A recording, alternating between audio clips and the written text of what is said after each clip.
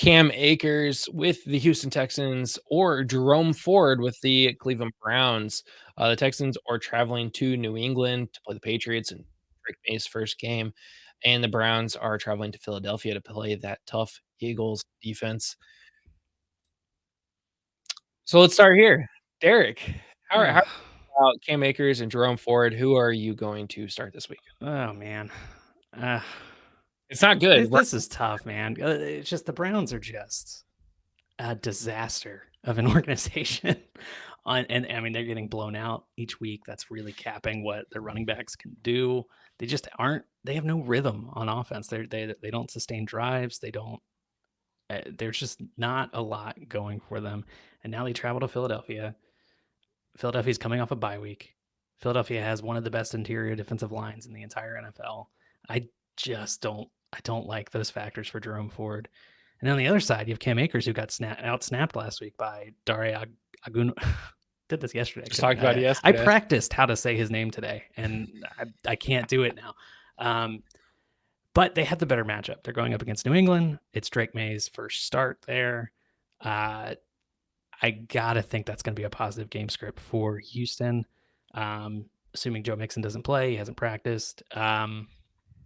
So yeah, I mean, that's kind of the lay of the land with those two guys. I guess I'm leaning Cam Akers, even though he might get the second most snaps on his team at running back, because I don't think I can confidently recommend that anybody start there might not be a player on the Browns I can really recommend you start right now, let alone a running back. Yeah, this one is tough. Akers was outsnapped. He did score double-digit points last week, though. Jerome Ford did not against Washington, and did split carries with, I'm pretty sure, evenly with Deontay Foreman. Yeah, each had 9 carries. Jerome Ford's got 1 touchdown in week 1 against the Dallas Cowboys. Here's the thing. Nick Chubb is coming back. Maybe this week, maybe not this week. Jerome Ford still wants to play football when Nick Chubb comes back. He has to perform. Like, if he doesn't perform this week, they're going to start writing him completely out of the game script. Now, Nick Chubb, or not Nick Chubb, Lord, I almost said Nick Ford. Jerome Ford. Jerome Chubb. Jerome Ford. He's tied for second last week in catches for Cleveland. He's also tied with Cooper for the most catches on the team with 20. That's really good for PPR format. That's great for the running back position. Last week and week 2 against Jacksonville, I think, were outliers. He's been scoring double-digit points throughout the season. When he gets double-digit carries, he gets double-digit points. That's not an opinion. That's literally a fact. If he doesn't get double-digit carries, he doesn't get double-digit points. I don't make the rules. The stats don't lie, but that's the rules, and that's the stats. So I think if Jerome Ford can get used in this rushing game, you assume he's going to get double digits. He's going to perform well.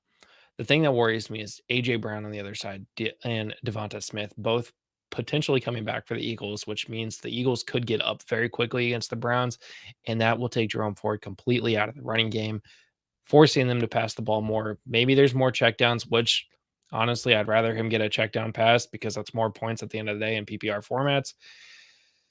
Akers, you just don't know what you're going to get with that Houston offense. Stroud could just throw the ball the entire game. He could also just hand it off to the guy that we can't say his name.